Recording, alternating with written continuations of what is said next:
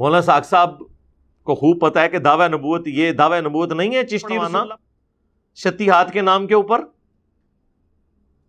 اشرف علی تھانوی رسول اللہ کلمے کو انڈورس کرنا، جی ان کے ماننے والے تو جی یہ کلمہ نہیں پڑھتے. سرکار اس بات کو چھوڑ دیں، ماننے والے پڑھتے ہیں یا نہیں پڑھتے، وہ تو آپ قادیانیوں کے پاس بھی چلے جائیں نا، وہ بھی کہتے ہیں ہم رسول اللہ کو آخری نبی مانتے ہیں، لیکن ہم کہتے ہیں آپ نے ویسے ماننا ہے جس طرح قرآن و سنت میں آیا ہے، آپ کی انٹرپریٹیشن نہیں ہم مانیں گے. تو جو چشتی رسول اللہ اور اشرف علی تھانوی رسول اللہ کلمے کا دفاع کر رہے ہیں گویا وہ اس کے ماننے والے ہیں.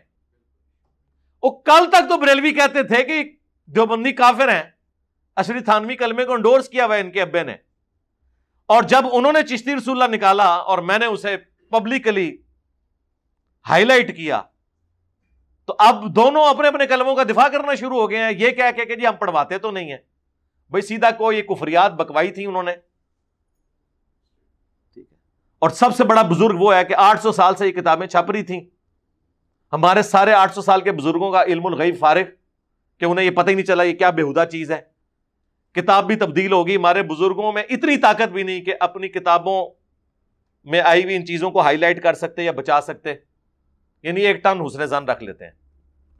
اور سب سے بڑھ کر ہم نے اب تو اعلیٰ حضرت سے ثابت کر دیا ہے کہ فتاوی رضویہ کے اندر انہوں نے جس کتاب کی تعریف فرمائی ہے سبع سنابل، اس میں بھی فوائد السالکین کے حوالے سے یہ عبارت موجود ہے. ہمارے پاس تو وہ نسخہ ہے جو آج سے 100 سال پرانا ہے، 1311 ہجری کا، اب یہ 1443 ہجری چل رہا ہے. اس میں بھی فارسی میں چشتی رسول اللہ کا واقعہ موجود ہے، اور اعلیٰ حضرت نے اس زمانے میں کہا کہ یہ کتاب رسول اللہ کی بارگاہ میں مقبول ہے. تو چشتی رسول اللہ پھر اب اعلیٰ حضرت کے کھاتے میں بھی ڈل گیا. تیرا کیا بنے گا اعلیٰ حضرت کے چاہنے والوں؟ ابھی تک تو اعلیٰ حضرت کے پیچھے چھپتے تھے، ٹائم قیامت تک جے جواب دینا جے اس گل دا.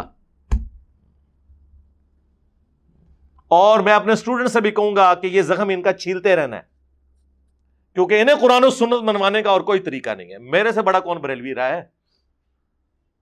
میں نے اپنی جوانی کا اچھا خاصا حصہ جو ہے وہ دعوت اسلامی میں گزارا ہے، ٹھیک ہے؟ تو مجھے پتا ہے کہ ہم تو باقیوں کو مسلمان بھی نہیں سمجھتے تھے، اور ہمارا زوم تھا کہ ہم بہت بڑے عاشق رسول ہیں. انہوں نے کیا جواب دینا ہے؟ میں اپنے آپ کو اب بھی بریلوی بناؤں نا تو کسی اہل حدیث کو جیتنے نہ دوں، کسی دیوبندی میں کھنگڑ بھی نہ دیواں.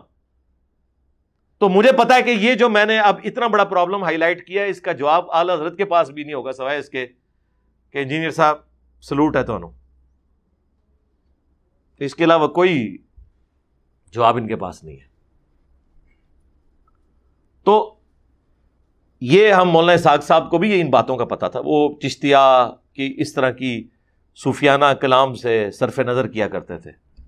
سارا ان کا غصہ حضرت معاویہ رضی اللہ تعالیٰ عنہ پہ نکلتا تھا، جو جسٹیفائی تھا، میں اسے غلط نہیں سمجھتا، سوائے چند ایک جو سخت الفاظ انہوں نے استعمال کیے. اوورآل اس مقدمے میں ہم ان کے ساتھ ہیں، لیکن صوفیاء کے بارے میں وہ ڈھیلے پڑ جاتے تھے. یہ تو بڑی زیادتی والی بات ہے. آپ اس سے چھوٹے لیول کی چیزیں نکال لیں حضرت معاویہ رضی اللہ تعالیٰ عنہ کی اور ان پہ چڑھ دوڑیں، اور جنہوں نے اپنے ناموں کے کلموں کو انڈورس کیا ہے شتیہات کے کہنے پر، ان کے ماننے والوں نے انہیں پرنٹ کیا ہے، ان کے بارے میں کہیں کہ نہیں ان سے صرف نظر کریں، تو سرکار یہ کام تو نہ کریں.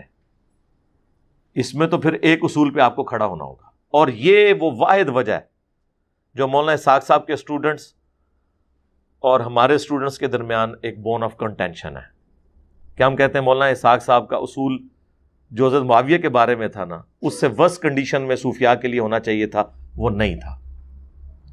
یہ ایک اختلاف کی بات ہے، باقی ساری چیزیں فروعی ہیں. اصل جو عقیدے میں ہمارا بنیادی اختلاف ہے وہ یہ ہے. اور یہ مولانا اسحاق صاحب کی زندگی میں ان کے سامنے ہائی لائٹ کیا تھا. دلائل کے بعد وہ خاموش ہو جاتے تھے، لیکن وہ اپنے اس چیز کے اوپر قائم رہتے تھے. تو ہم کہتے ہیں ہم آپ کو طریقہ سکھاتے ہیں، آپ قادیانیوں کو یا بنو اسرائیل کو کیسے جواب دیں. انہیں یہ بتائیں کہ اے بنی اسرائیل، اے غلام احمد قادیانی دجال کے ماننے والوں، ہم تمہیں بتاتے ہیں کہ ختم نبوت اتنا بڑا ٹائٹل ہے کہ جس کے بعد اگر رسول اللہ کی نسل میں ہزاروں پیغمبر بھی پیدا ہونا تو یہ اتنی بڑی رسول اللہ کی شان نہیں ہے جو ختم نبوت کا تاج آپ کے سر کے اوپر اللہ نے سجایا ہے۔ اس تاج کے اوپر ہزاروں انبیاء کی نبوت قربان، جو اللہ تعالیٰ نے یہ منصب دیا ہے کہ اس کی برکت سے پوری امت کو نبیوں والا کام ٹرانسفر کر دیا ہے۔ کنتم خیر امت اخرجت للناس تأمرون بالمعروف وتنہون عن المنکر وتؤمنون باللہ۔ جب ٹائٹل اتنا بڑا دے دیا تو وہ تو چھوٹی چیزیں رہ گئیں۔ ایک شخص کو پیغمبر بنا دیا جائے، اب ولی ہونا، شہید ہونا، صدیق ہونا، یہ تو چھوٹا ٹائٹل ہے نا۔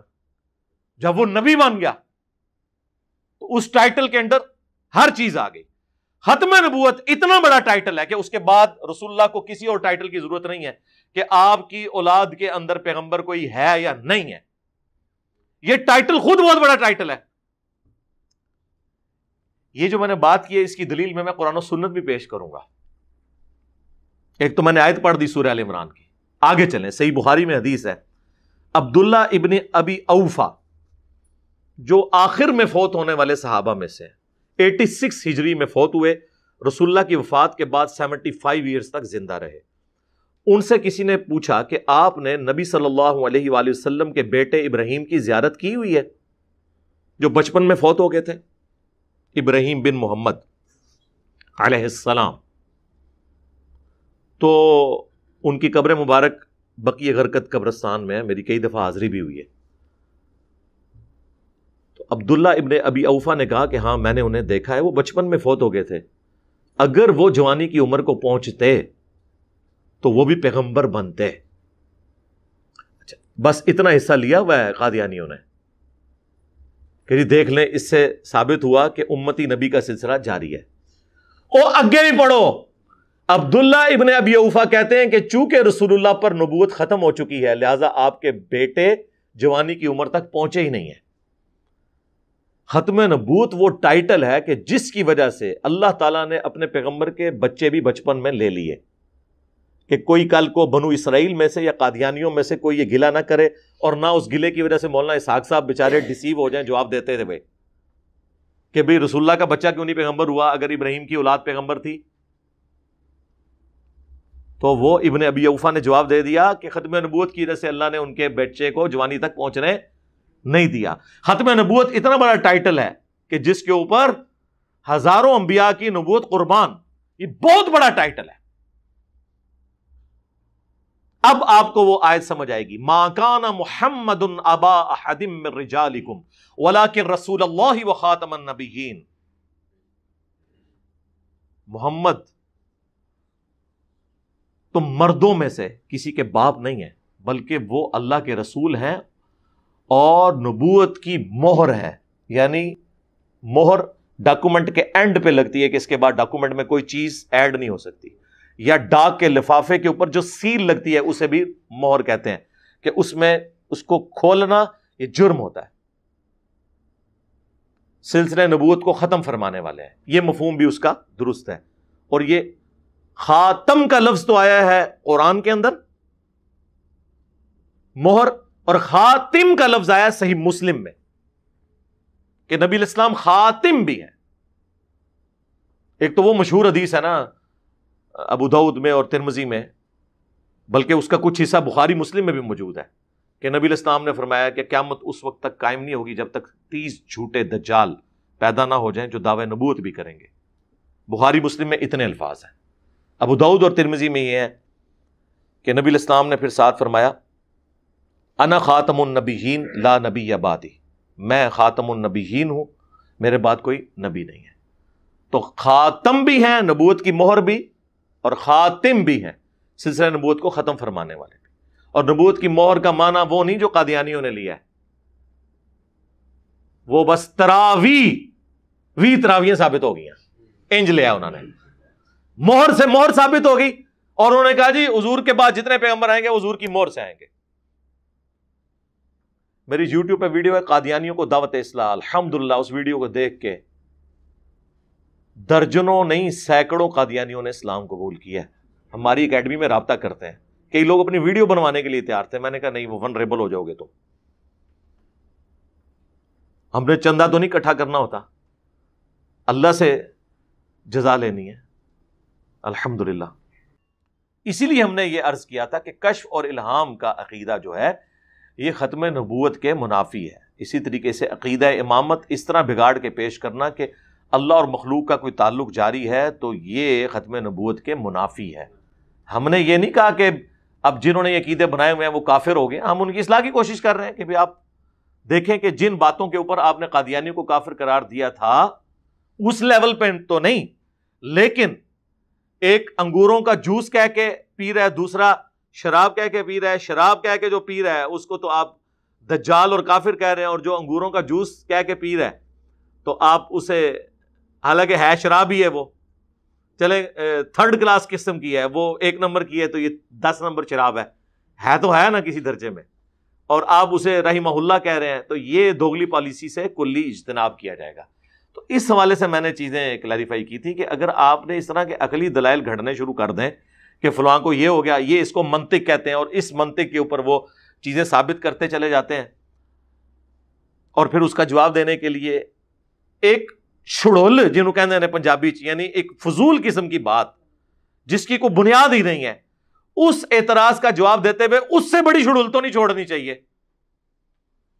جواب دینا ہے آپ نے اس طرح کی فضول باتوں کا تو آپ علمی طریقے سے جواب دیں، نہ کہ آپ ایسا جواب دیں کہ وہ کل کو آپ کے گھاٹے میں فٹ ہو جائے۔ وہ دیکھ لیں آج پھر ادھم مچایا ہوا ہے اہل حدیث نے بھی، وہ دیکھ رہے وہ مولویہ کہتا ہے کہ آج جس انجینئر کو تم سن رہے ہو اس کا استاذ ختم نبوت کو نہیں مانتا تھا۔ اندازہ کریں، اعتراض کٹیا جی، او بھائی میرا استاد الیاس قادری بھی ہے، میرا استاذ تے ڈاکٹر تیل قادری بھی ہے نے۔ اب ان استادوں کی غلط چیزوں کا وبال میرے اوپر آپ ڈالیں گے؟ آج بھی میں اپنے سارے پرانے استادوں کی عزت کرتا ہوں، لیکن ان کی غلطیوں کو میں اون کر کے اپنے کھاتے میں ڈالنے کے لیے تیار نہیں ہوں، اور نہ ہمارا کوئی اسٹوڈنٹ ہماری کسی غلطی کو اپنے کھاتے میں ڈالے۔ اختلاف بھی کرنا ہے علمی طریقے سے کرے، ہم نے پہلے بھی کوئی فتویٰ نہیں لگایا، اب بھی کوئی فتویٰ نہیں لگائیں گے۔